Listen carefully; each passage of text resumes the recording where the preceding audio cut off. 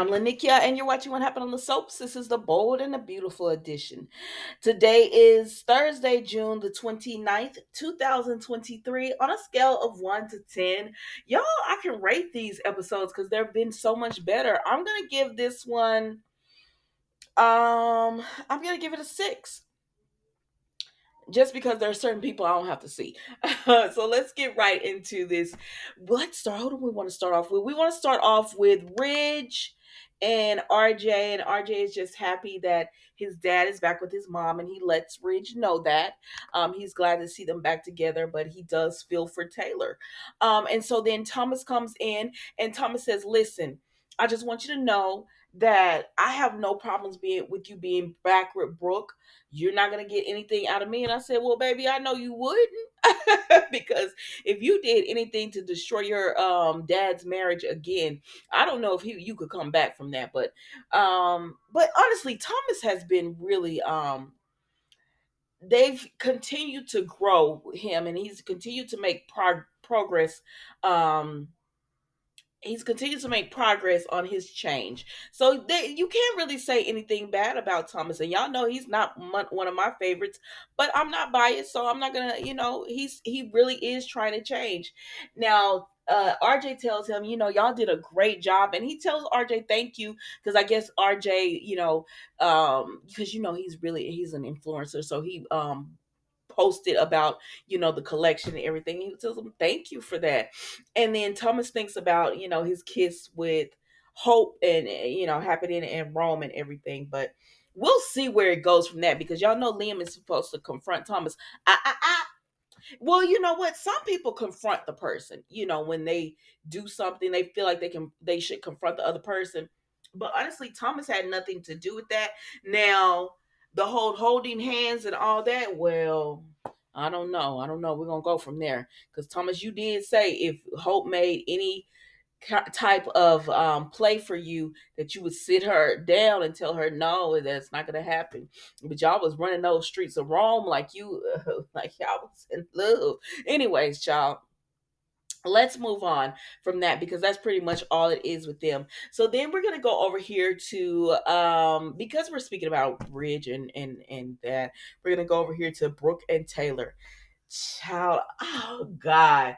Here Brooke goes having another flashback of Rome and how romantic it was. But let me stop talking about them, because y'all know if I have something romantic to me, I'll replay that thing 100 times in my mind as well. So let me stop, Brooke. I mean, we don't want to see it because this is a soap. And why can't we just have her dazing off into space, and then somebody comes in and pick up the line? I don't have to see a flashback, but it is what it is. So let's keep moving.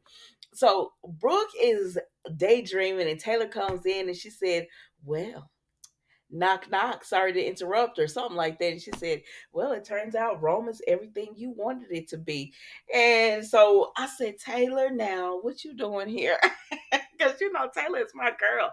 And I really was like, please just be like, "Brooke, no hard feelings and all this." But Taylor said, "I'm gonna tell her that, but first I got to get a few things off my chest." So they're going back and forth, right?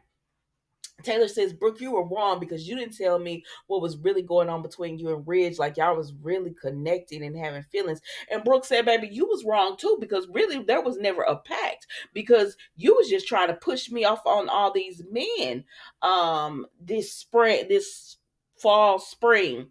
No, no, no. It was winter, spring. You was just trying to push me off on all these men so that I could get out the way and you could have Ridge." And Taylor said, "Girl, that is not true. I was not trying to do that. Hollis was fun and Deacon." And she said, I'm gonna stop you right there, because you were trying to push me off on those men because you wanted access to Ridge. And then what you do, you went right behind my back and was bad mouthing me to Ridge so that you could get with him or whatever." And she said, "No, Brooke, that was after the fact of you lying about how you felt about Thomas." And Brooke said, "Hold on, sister, that's not true, because I was trying to give Thomas the benefit of the doubt, and I was trying to, I and Brooke really did. She said, I was giving him the benefit of the doubt and everything, and trying to keep an open mind to it." And Taylor said, "Hold on, girl, because what I remember is that you was willing to give him the benefit of the doubt until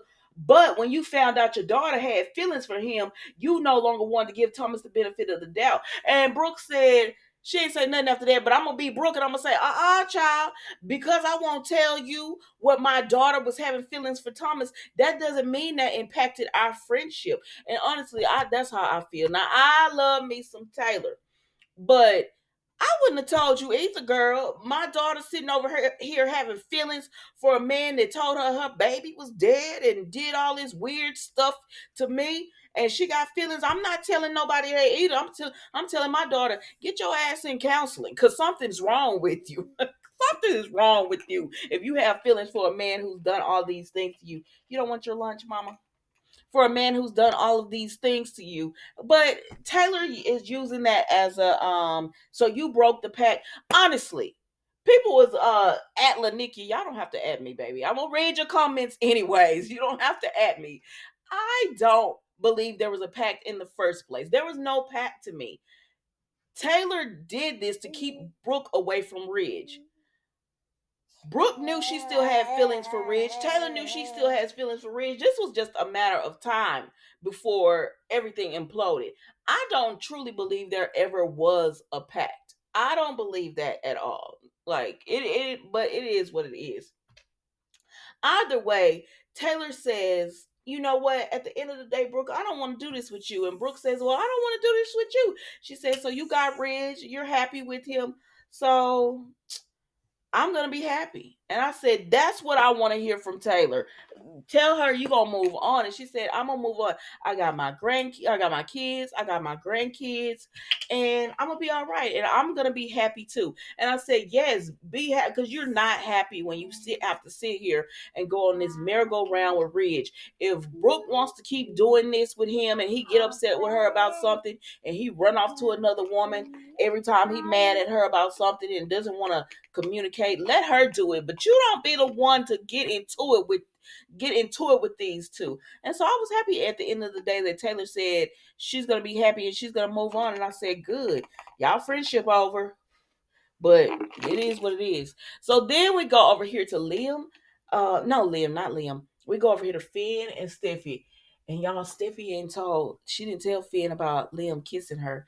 So they were talking, right? And he's like, oh my gosh, I can't believe it was Hope. And she said, yes. And he said, and she was like, so he saw her kiss him. And she said, yes. He was the one that pulled her in. And he was like, man, it's got to be hard on Liam. What is he gonna do? And she said, I don't know. Then Steffi, she starts thinking back to when she Liam kissed her. Now this is a flashback that I'm okay with. And some people were saying Steffi kissed Liam, or she allowed the kiss. No, she didn't. Steffi was in shock. She couldn't believe he was kissing her, and she looked mortified by that whole kiss. At least to me, you know what? We're all entitled to our opinion. So if you feel like she let that happen, she did for you.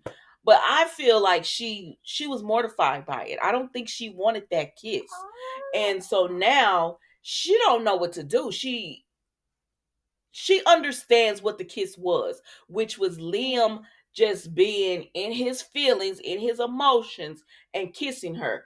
But her husband said, I don't know, is their marriage going to come back from this? That's how the way Finn was talking about that kiss is just like, but I'm like, but Steffi, you didn't do anything wrong. So you need to tell him. And Steffi, I can't believe she's not saying anything, because Steffi, she's a straight shooter or whatever. Yes, it would cause problems with Finn and Liam, because we would have to have a conversation about you kissing my wife. They would have to have a conversation. But I think Finn would understand as well that Liam didn't mean it like that.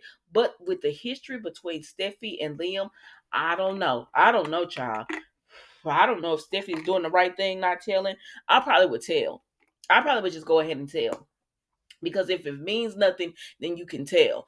But it's gonna look like it meant something with her not saying anything. But the way Finn was acting about how he felt about Hope kissing Thomas and breaking her marriage vow with that and everything, I don't know. I could see why Steffi was a little hesitant to say anything. So then we go over here and we see Liam and Hope. So when we see Liam and Hope, hold on, chocolate. When we see Liam and Hope, he said, I can't believe I saw you, and Hope is crying now because she just real distraught, or whatever, and she's like, Liam, I'm so sorry. And he was like, sorry what? And she was like, forgive me, Liam, please. And he was like, what you want me to forgive? What you want me to say? Like, what do you want from me? And I get why Liam is upset and everything, because he just told her, he said, you leaned into Thomas. It wasn't the other way around. You grabbed his face. You pulled him in for a kiss. And I had to watch that. Like, you did it all. You wanted him. You wanted this man that has caused so much harm to our relationship, our marriage, and you wanted him. And he can't even fathom, why do you want this man? Like, look what he's done to us. And you were the one who kissed him. I don't, he don't know what to do. And he was like, and I have to live with that. And then he said, oh, I'm gonna be sick. I'm gonna be sick. I said, Leo, oh my God. He's so dramatic. I love it. He's so dramatic. He said, I'm gonna be sick. Give me a minute. Give me a second. I'm gonna be sick. I said, okay, Leo. And then he says, you did all of this. And she said, but I'm home now, and I choose you, and I want to be with you. I love you. I love you. I love you. And he said, no, you can't love me. You can't love me when you have this desire to sleep with Thomas, to be with Thomas. And she said, you're right. And baby Liam looked up and he said, say what now? She said, you're right. I don't know why I did that. I don't know why I have these feelings for Thomas, but I don't want to have these feelings. I want to be with you. I choose you.